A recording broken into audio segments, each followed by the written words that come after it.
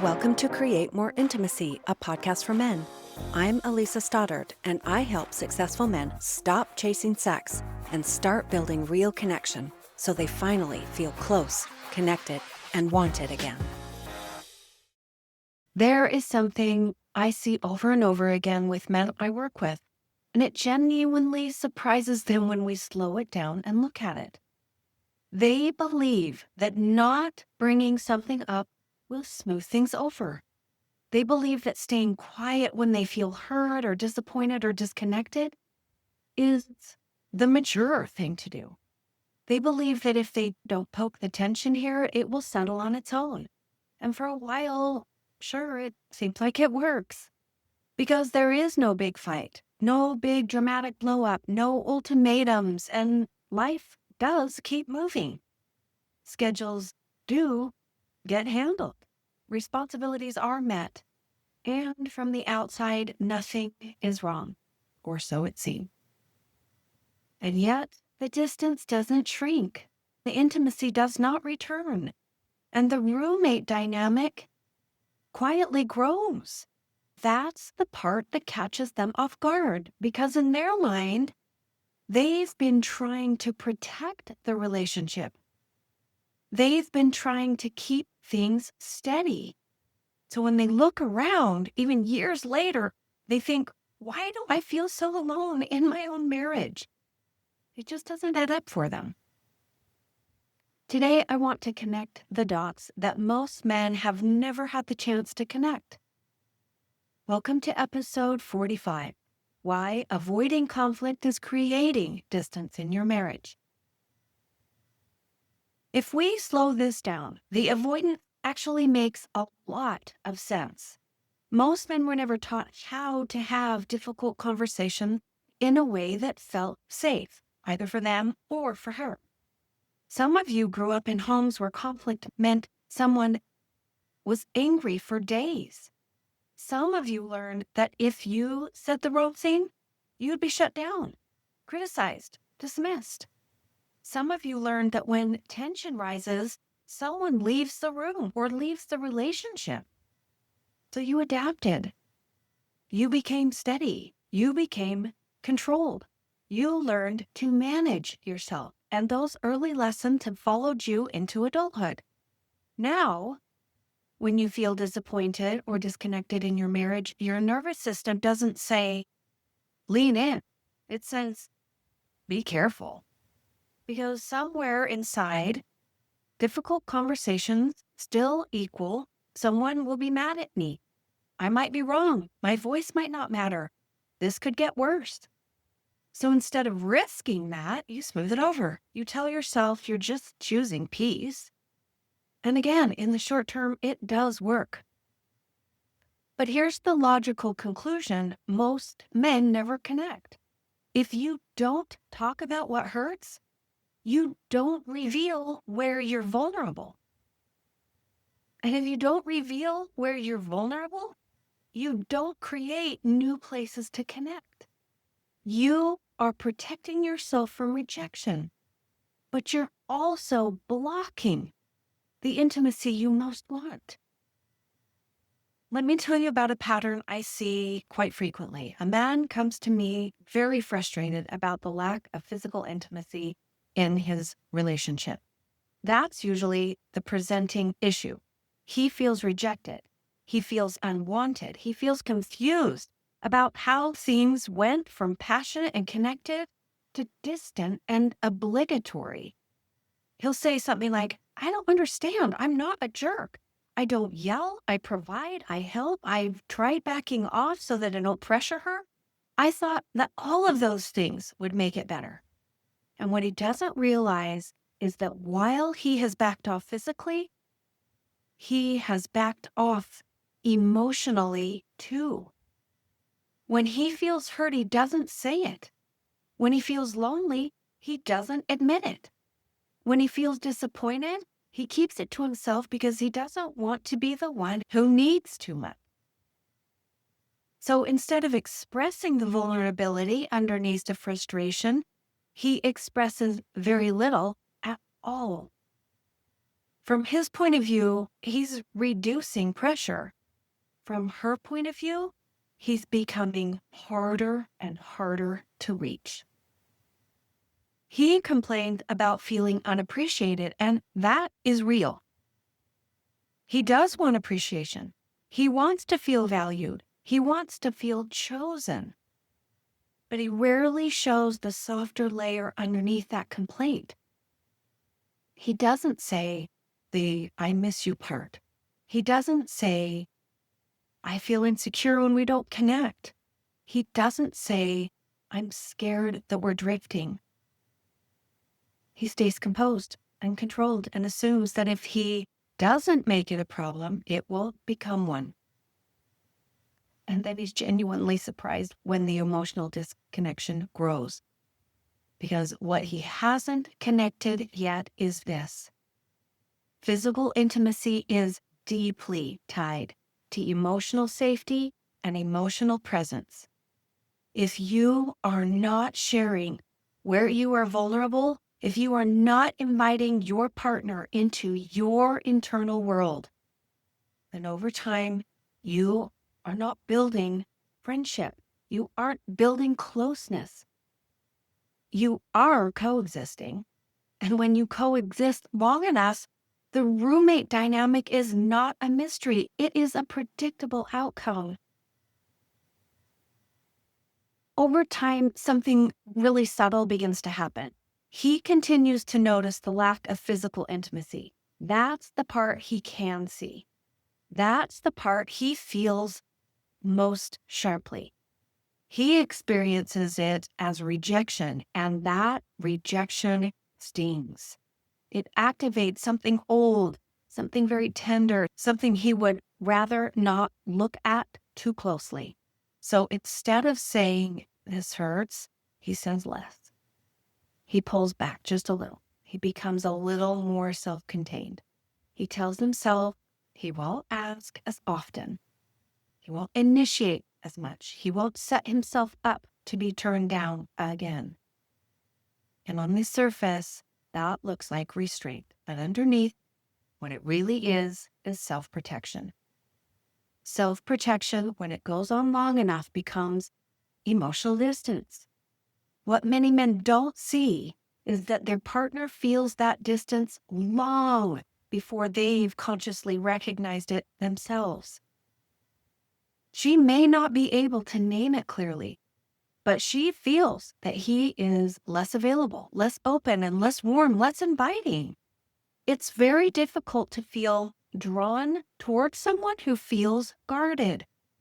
And this is where the surprise comes in, and he thinks, "I stopped pushing. I stopped making it a big deal. I thought all of that would help." But the very act of withdrawing emotionally makes closeness less likely, not more. When vulnerability decreases, the friendship weakens. When friendship weakens, intimacy almost always follows as well. And after years of both people making it work, managing responsibilities and coordinating schedules, doing what needs to be done, they look up and realize that they feel more like roommates than partners. There was not some big dramatic collapse. There was a steady avoidance of deeper connection. Here's another layer that's even harder to admit. Most men don't want to explore this dynamic because it's painful to consider their own contribution to the distance. It feels safer to focus on what's missing, especially physical intimacy, because that feels observable and concrete. Many of you name how long it's been. It feels like something that's happening to them. What feels much more uncomfortable is asking, what is it like to be in a relationship with me right now? Am I open? Am I warm? Am I curious? Or am I guarded, disappointed, quietly resentful? You can be cold and still be carrying resentment. You can be responsible and still feel emotionally unavailable. You can be physically present and emotionally withdrawn at the same time. And when disappointment and resentment are running quietly in the background for years, it affects your tone and your body language and your patience and your overall availability. It becomes part of your vibe, your presence. If your internal world is so tight, your partner feels that tightness. And it isn't because she's overly sensitive, guys. It's because humans are exquisitely attuned to emotional shifts. So when a man says, I don't understand why she doesn't seem interested anymore, I will gently ask him to look at the bigger picture. Not in a blaming way, but in a growth-oriented, we're trying to get to the bottom of this way, because I'm not here to find fault. I am here to point out patterns. At its core, this is a choice between comfort and growth. Avoidance is comfortable in the short term. It protects you from rejection. It protects you from feeling like you're in the wrong. It protects you from having to admit that you want more and are afraid you might not get it. But growth requires something different. Growth requires you to say, this matters to me, and I'm willing to risk being seen. Growth requires you to have difficult conversations without turning it into an accusation.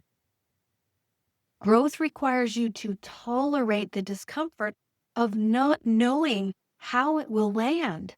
And many men simply never learned how to do that in a way that ever felt safe. Their early lessons taught them that conflict meant anger or withdrawal or abandonment, or that their voice did not matter, that their feelings did not matter. So of course they avoid it now. Of course their nervous system tells them to smooth it over.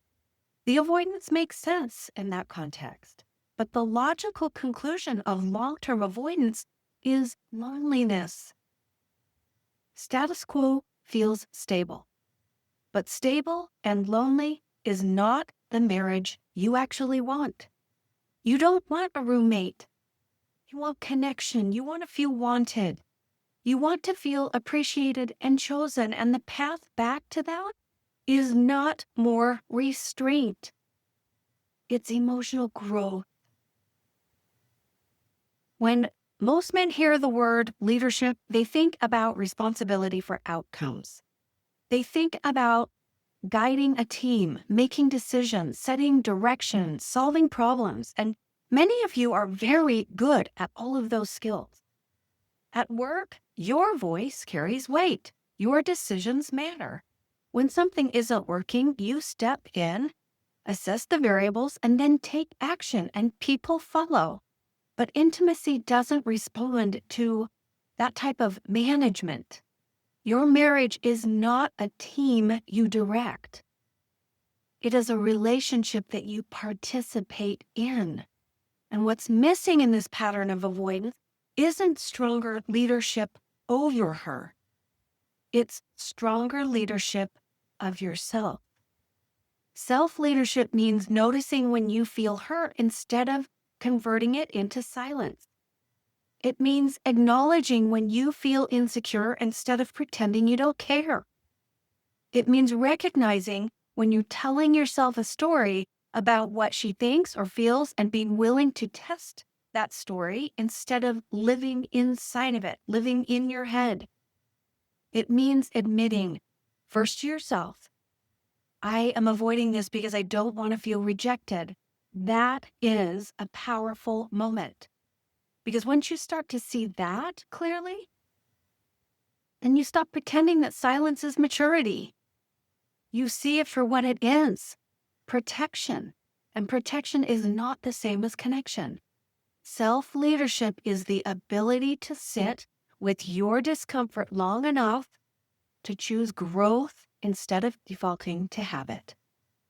It is the ability to say, I don't like how this feels. I'm not going to numb it out, ignore it, or blame it entirely on her. I'm going to get curious about my part. That is not weakness. That is strength in its most adult form.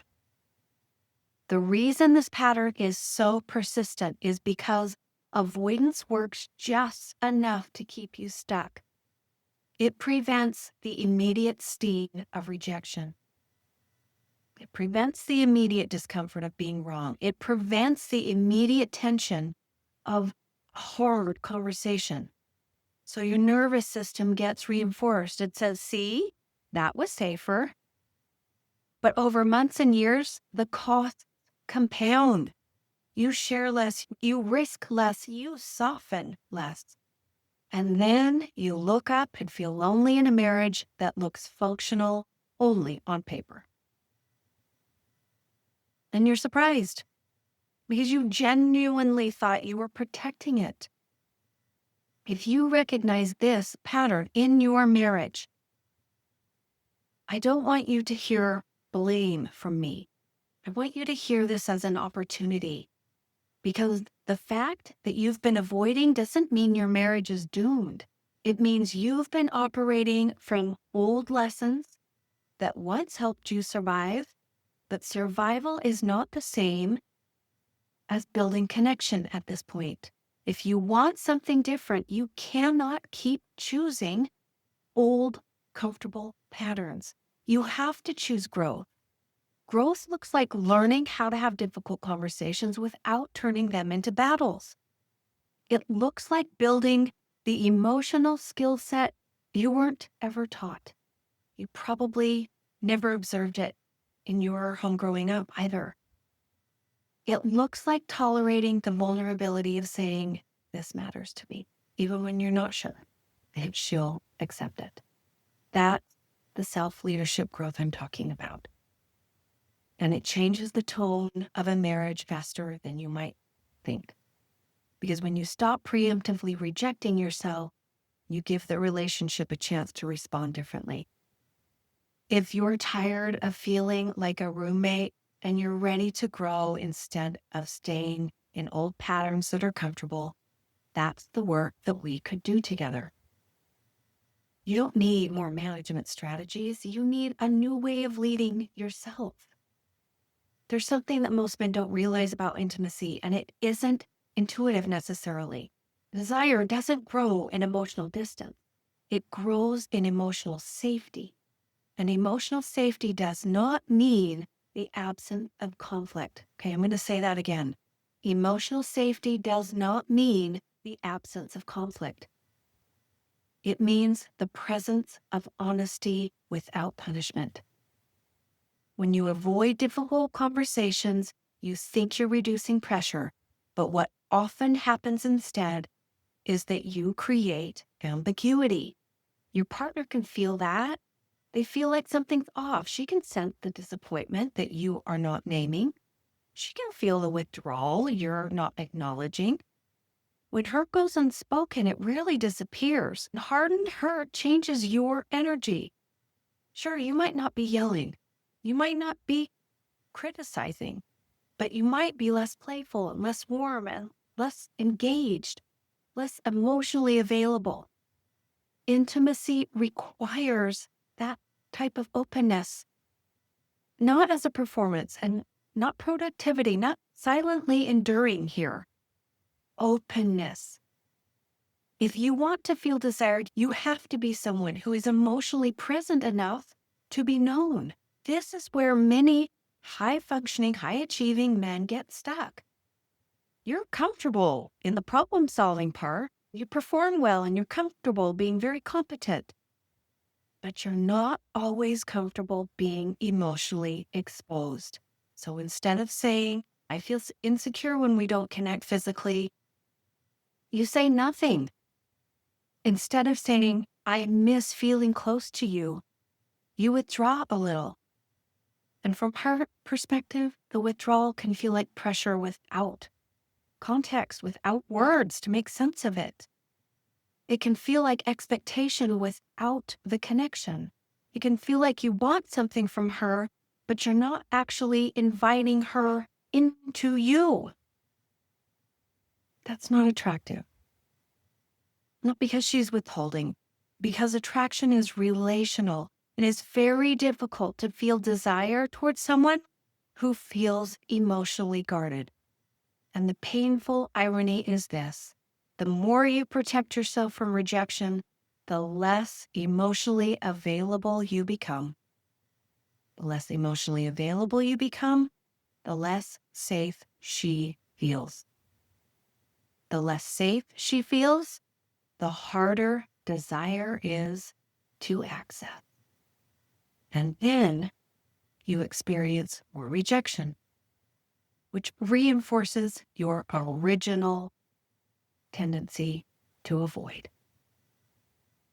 That cycle can run for years without either of you consciously understanding what's happening. What I want you to see is that this pattern isn't intellectual. You're not sitting there thinking, I'm going to sabotage intimacy today. Your body has learned that certain conversations are dangerous. Dangerous doesn't mean violent. It means destabilizing. It means I might feel small. It means I might feel unwanted. It means I might not get what I'm hoping for. So your system protects you. It tightens. It contains. It pulls back. And because you're competent and self-controlled, that protection can often look calm. Again, calm is not the same as open. When protection becomes your default setting, you start living in your marriage from a guarded posture. You brace before initiating. You assume disappointment before it happens. You stay slightly self-contained. After a while, that guardedness feels normal to you. And when guarded becomes the norm, connections become more and more infrequent. There's something else that keeps this pattern in place. It's not just protection. It's that exploring it feels painful. If you really slow down and admit, I've been avoiding hard conversations because I don't want to feel rejected, well, that stings. If you admit, I don't actually know how to talk about this without turning into tension, that's humbling. If you admit, I've been protecting myself instead of building connection, there can be a lot of regret there. That can feel very heavy. So it's easier not to look too closely. It's easier to focus on what's missing physically. It's easier to focus on feeling unappreciated. It's easier to say, she's just not that affectionate anymore. Or this is just how things are after years of marriage. Those explanations are simpler, and they don't require you to change. But here's the quiet truth. Staying where you are is painful too. It may not be sharp. It may not be explosive, but it is chronic. It's the low-grade loneliness of lying next to someone and not feeling close. It's the quiet frustration of feeling like you are more roommates than partners. It's the repeated disappointment of hoping things will shift on their own and watching them stay the same year after year. That pain is familiar, which in some cases makes it tolerable. Growth pain is unfamiliar, though, which makes it intimidating. But familiar pain doesn't mean harmless pain. If you fast forward 5 years and nothing changes, what does that look like? More politeness, more distance, more self-containment, less vulnerability, less warmth, less desire. No dramatic collapse, but still. Just a slow settling into something smaller than what you actually want. And I want you to really hear me when I say this. You are not stuck because you are incapable. You are stuck because your protection has been running the show. And the protection always argues for the status quo. It will tell you, don't rock the boat. It will tell you, well, things have been worse. It will tell you, at least it's stable. But stable and lonely are not the same thing as connected. If you want more than stability, if you want more than just simply coexisting, if you want to feel chosen and close again, then staying comfortable is not the way forward. Growth is. No, this isn't dramatic change, although it might feel like it. Not forcing vulnerability, not turning every issue into a confrontation. Rest assured. But learning how to lead yourself through the discomfort instead of retreating from it, that's gold. Learning how to speak honestly without attacking, that's really important. Learning how to tolerate the possibility of rejection without preemptively rejecting yourself first, also really important. That's the kind of self-leadership I'm talking about. It's what changes the trajectory of your marriage. Because when you shift from protection to participation, the entire emotional tone of the relationship shifts with you.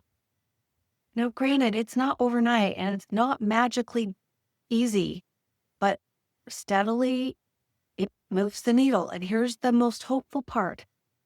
The fact that you're even listening to this tells me something. It tells me you don't actually want the roommate version of your marriage. It tells me you don't want to coast, right? Coasting is always going to be downhill. It tells me you care enough to examine yourself instead of just blaming her. And that willingness, that is the beginning of growth. And growth is the only way out of quiet loneliness. If you are ready to stop settling for just stability and start building connection with intention, that's the work that we can do together. It won't come by managing her. You've got to lead yourself first. When you lead yourself differently, your marriage has a real chance to change. This can all change way faster than you think. That's what I've got for you this week. Take care. We'll see you next time. Thanks for being here. If something in this episode hit home, don't forget to subscribe and leave a review. It helps more men find the support they need. And if you are ready to get help or take the next step, you'll find the link to book a free call in the show notes. I'll see you next time.